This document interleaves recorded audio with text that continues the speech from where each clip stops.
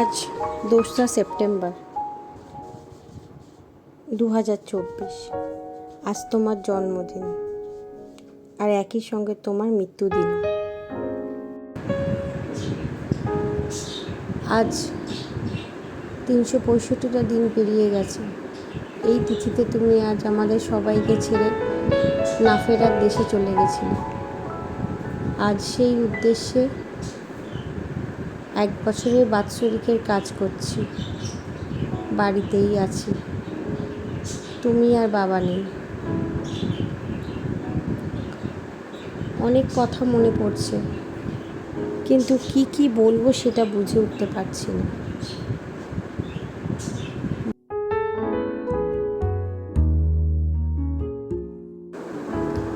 মরণ রোগ তোমায় আষ্টে পৃষ্ঠে জড়িয়ে ধরেছিল।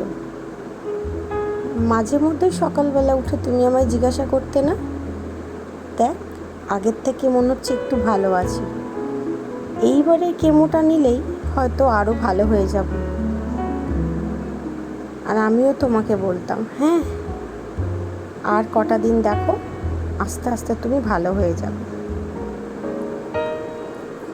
কিন্তু ক্যান্সার নামক শত্রুটা সে জিতে গেল মা। অনেক কষ্ট পেয়েছো শেষের দিনে, চোখের জল ফেলেছো, কষ্ট হচ্ছিল, আমি ভাগ করে নিতে পারিনি কিছুই।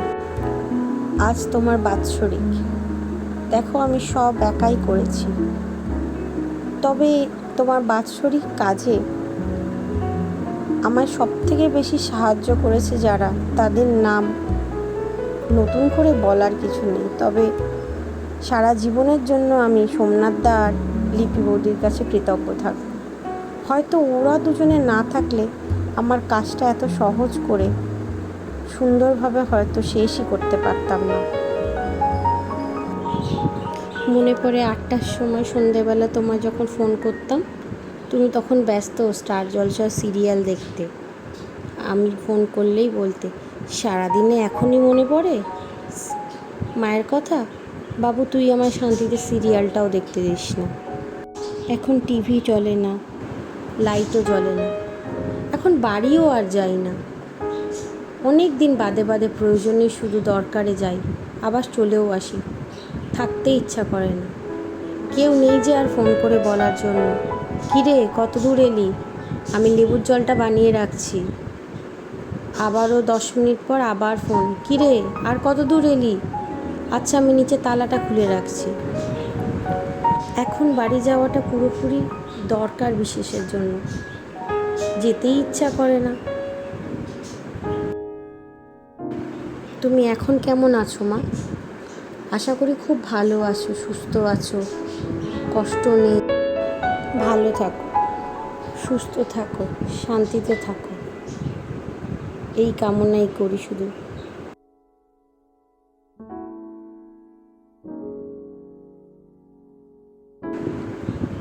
মিঠি তোমার কথা মাঝে মধ্যেই বলে, সবাইকে ডেকে ডেকে দেখায়, ওই দেখো আমার দিদুন আকাশের গডের বাড়িতে স্টার হয়ে গেছে।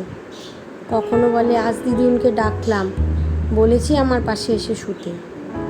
মাঝে মধ্যেই ও অনেক গল্প করে, দিদুনের হাতে আমি হাত বুলিয়ে দিতাম, দিদুনের ইঞ্জেকশানের ব্যথা হতো। আবার জিজ্ঞাসাও করে, দিদুন কি এখনও ডাক্তারের কাছেই গেছে নাকি স্টার হয়ে গেছে? ওর এই প্রশ্নগুলোর উত্তর ওকে কখনোই সঠিকভাবে বুঝিয়ে উঠতে পারি না যে দিদুন এমন এক জায়গায় চলে গেছে যেখান থেকে আর কোনো দিনই ফিরে আসবে না আমাদের কাছে।